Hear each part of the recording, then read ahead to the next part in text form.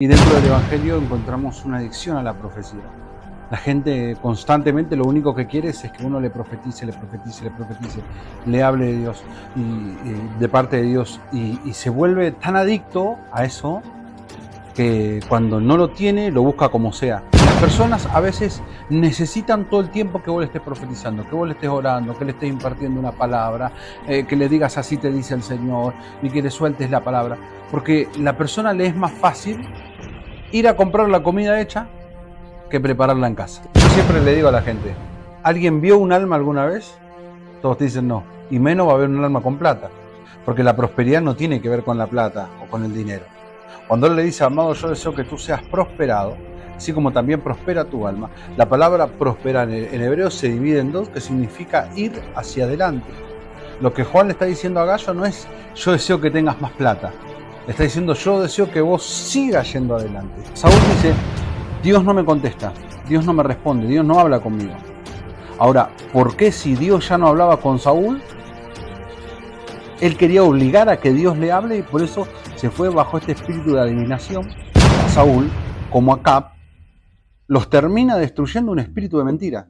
La profecía es una herramienta muy importante que Dios nos dejó, es algo muy importante que Dios nos dio, pero también tenemos que saber utilizarlo.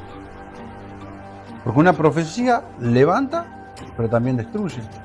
O sea, todo profeta está sujeto a una sola cosa, y es a tener. Bendiciones, mis hermanos. Estamos contentos y compartiendo acá con un hombre de Dios, el profeta Sebastián Ponce. Dios te bendiga, profeta, ¿cómo estás? Es una bendición poder estar acá con vos. Tranquilito desde Argentina. El día de hoy estaremos hablando sobre un tema muy importante para estos tiempos. Se llama adictos a la profecía. El profeta nos estará hablando sobre este punto de adictos a la profecía. Muchas veces la gente se hace adicta al juego, adicta a la droga, adicta al alcohol. Y dentro del Evangelio encontramos una adicción a la profecía. La gente constantemente lo único que quiere es que uno le profetice, le hable de Dios, y de parte de Dios, y se vuelve tan adicto a eso que cuando no lo tiene lo busca como sea. La Biblia nos habla de un caso en el libro de 1 Samuel capítulo 28 versículo 13. Nosotros encontramos al rey Saúl ya desechado por Dios, ya alejado, apartado. El profeta Samuel había partido a la presencia de Dios, murió.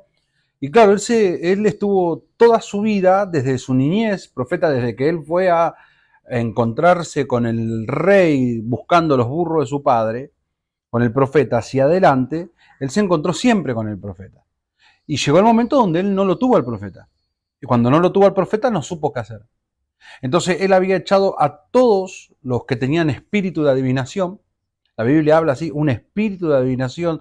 El original dice un ruajín de adivinación, un espíritu de adivinación. Él había echado a todos de la tierra de Israel. Y cuando el profeta no estaba en vida y él se vio avasallado por los palestinos, la Biblia dice que él se va a buscar una bruja a pedirle que haga subir el espíritu de Samuel para poder profetizarle. Entonces vemos como un rey, ante una situación abrumadora, se encuentra buscando algo que tuvo siempre y hoy ya no lo tiene. Como se encuentra intentando alcanzar algo que hoy ya no está. Entonces vemos que las personas a veces necesitan todo el tiempo que vos le estés profetizando, que vos le estés orando, que le estés impartiendo una palabra, que le digas así te dice el Señor y que le sueltes la palabra. Porque la persona le es más fácil ir a comprar la comida hecha que prepararla en casa. Que prepararla, teniendo la oportunidad de hacerlo, porque Saúl podía prepararla en casa, él podía buscar de Dios, él podía tener su comunión con Dios, él podía, aunque el caso de él es un poquito distinto, pero hoy día vemos personas que pueden buscar de Dios directamente, pueden provocar que Dios le hable, se le revele, le diga, le instruya en su palabra, en algún sueño, lo que sea, pero están directamente dependientes no solo de la profecía, sino también de un profeta. Claro, exacto. Se hacen dependientes de la profecía. Por ende buscan un profeta. Por ende las personas les es más fácil entrar a Messenger, buscar un profeta y mandarle un mensaje y decirle, me envía una palabra. Ahora, el problema es como en toda clase de adicción. ¿Quién es el culpable? ¿El que lo consume o el que lo provee? ¿Entendés? Nosotros decimos, sin narcotraficantes no hubiera droga. ¿Entendés? Y sin profetas que alimenten la adicción de las profecías de las personas, no hubiera personas adictas a una profecía. Entonces muchas veces tenemos profetas que muchas veces hasta por quedar bien con la gente profetizan. Yo recuerdo que en una ocasión estuve en un país donde fui a un lugar y tuvimos un almuerzo con una familia, con un empresario, el pastor de la iglesia, había gente, y cuando terminamos este empresario me hace un regalo. Y cuando terminamos de almorzar, me hace un regalo, nos estamos yendo.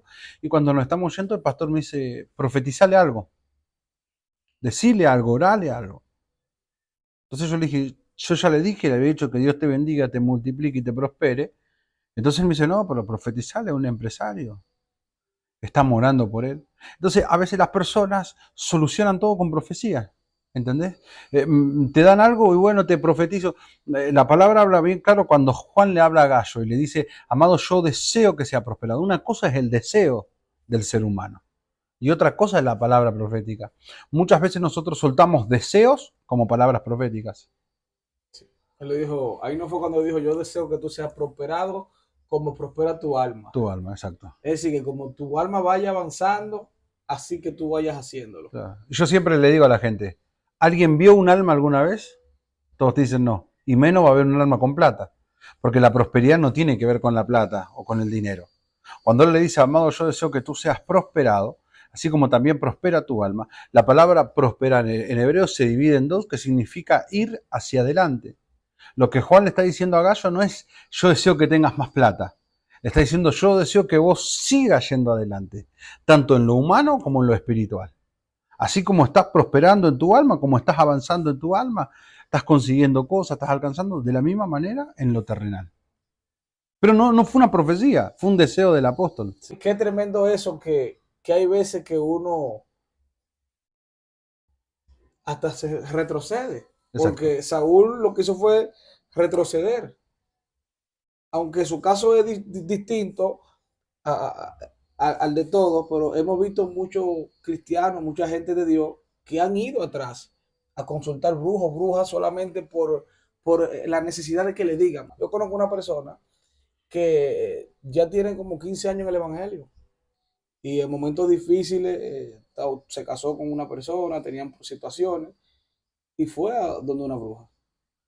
Que la bruja la conoce y le dice, ¿qué tú haces aquí? La bruja le dijo, ¿qué tú haces aquí? Claro. Le explicó su caso, fue 2 o 3 veces, llevó la pareja, mamá, y ya y todo se arregló. La pareja no creía, porque no era creyente y así, y pues entonces se la llevó al hombre como para que le digan todo lo que le estaban haciendo. O sea, como que dice, para que él crea. Ya no fue a través de un profeta, no fue en una iglesia, no fue en un culto, pues entonces yo necesito que tú entiendas, que tú creas que te están pasando esto Claro, y que existe esta realidad.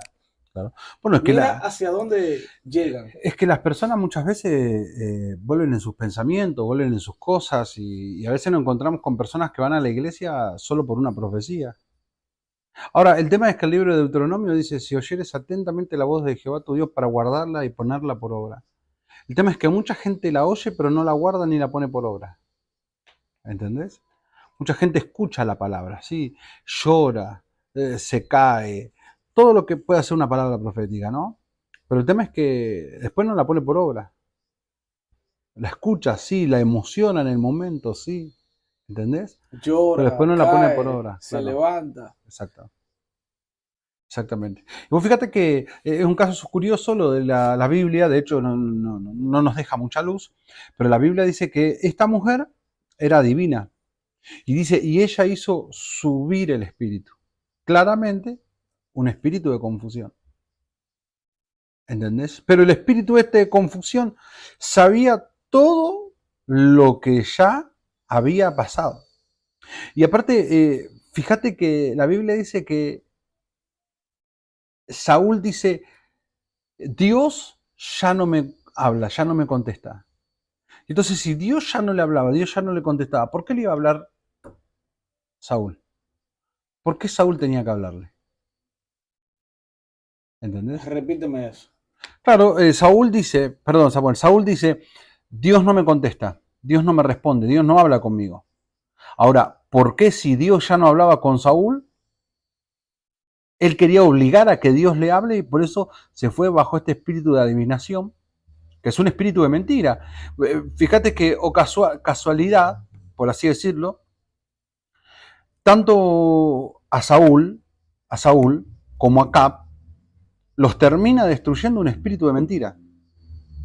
¿Te acordás? La Biblia dice que cuando estaban los profetas acá, subieron los espíritus y le dijeron a Dios, seremos como un espíritu de mentira. Sí. Y Saúl termina yendo y estando bajo un espíritu de mentira. Y le termina hablando el espíritu y le dice, porque Dios te quitó el trono a ti, se lo va a dar a David. Eso era algo que se sabía, algo que en lo espiritual y en lo terrenal ya había pasado. Entonces, este espíritu vino a hablarle cosas que ya estaban echadas a la carta, ¿entendés? Es como mucha gente, a veces, vos vas a una iglesia y te dice, oye, pastor, ore por mí, que estoy mal, que me dejó mi marido, que tengo problemas mi hijo. Y vos, ¿cómo ministrás después? Si vos ya estás condicionado. ¿Entendés? Ya estás condicionado. Porque la persona ya te expuso parte de su vida. Sí. Y vos estás condicionado. Ahora, nosotros tenemos que comprender que la profecía es una herramienta muy importante que Dios nos dejó, es algo muy importante que Dios nos dio, pero también tenemos que saber utilizarlo. Porque una profecía levanta, pero también destruye. Entonces, una profecía es un arma muy, muy poderosa en nuestras manos que tenemos que saber usarla. ¿Cuánta gente, por ejemplo, cuánta gente vino a otro y le dijo, el Señor te dice que te tenés que casar con ella? Y a los meses separados, él la golpea, la maltrata, la engaña, terminan separados, divorciados, con hijos de rehenes en el medio. Pero ¿cómo si fue una profecía? ¿Pero quién profetizó? ¿Quién? Porque Balaam no era un profeta de Dios. Balaam era un profeta de las naciones, un profeta de las naciones como esta mujer, un adivino. ¿Entendés? Sin embargo, a él le pagaban para que él con sus profecías maldijera.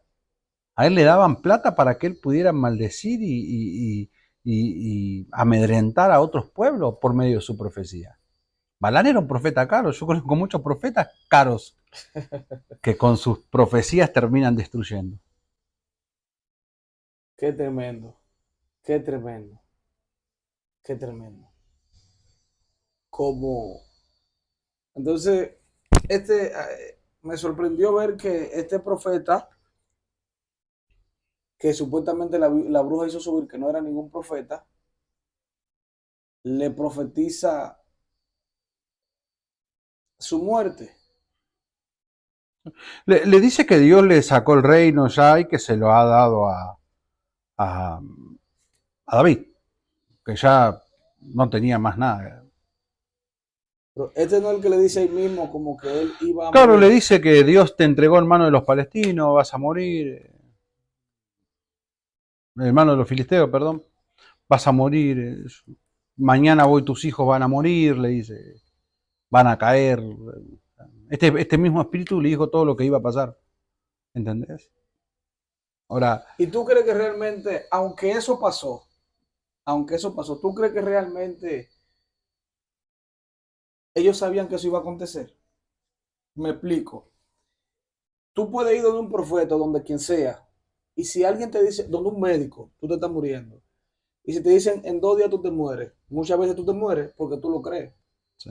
Tú crees a esa palabra y te bloquea. En 2 días tú estás muerto. Sí. Lo que pasa es que hay palabras y hay sentencias. Okay. Y esto ya era una sentencia. ¿Entendés? Dios a Nínive le dio una palabra. Y después vino la sentencia. A Saúl le dio una oportunidad y después vino la sentencia. ¿Entendés? Hay veces que el médico te dice, en 2 días te morís, y no te morís en 2 días, te morís en 5. Pero ya hubo una sentencia, ya está sentenciado, ya está. Qué ¿Entendés? fue lo que le pasó entonces con el tema del profeta joven y el profeta El viejo? profeta viejo. ¿Cómo podemos explicar ese caso de esos dos? Claro, el profeta es simple, el profeta joven escucha la voz de Dios, Dios le dice anda para allá, Dios lo levanta, lo exhibe, lo expone, lo muestra así delante del rey, delante de todo, y él tenía una sola clave. Dios le dijo, vos vas a hacer lo que yo te digo y punto.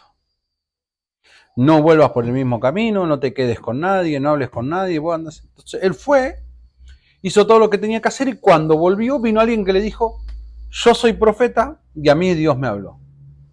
Y Dios me dijo esto. Ahora, acá no vemos que a pesar de que el profeta joven era profeta, había una falta de discernimiento espiritual en su vida, porque Dios nunca lo iba a deshacerse de lo que él mismo dijo sin antes hablarle a él. Entonces él se va con el profeta viejo y termina muerto. ¿Entendés? O sea, Y es que el mismo profeta viejo se lo profetiza, por se cuanto lo desobedeciste a profetiza. Dios. Exacto, exacto. Ahí podemos decir que el profeta viejo le leyó la sentencia. Dijo, vas a morir por cuanto desobedeciste a Dios. Ahora vos me decís, ¿por qué Dios permite esto? ¿Entendés? ¿Por qué Dios permite todo esto con el profeta? Y está más que claro. O sea, todo profeta está sujeto a una sola cosa. Y es a tener el oído limpio, purificado, para poder escuchar a Dios. Porque si no se te mezclan todas las voces.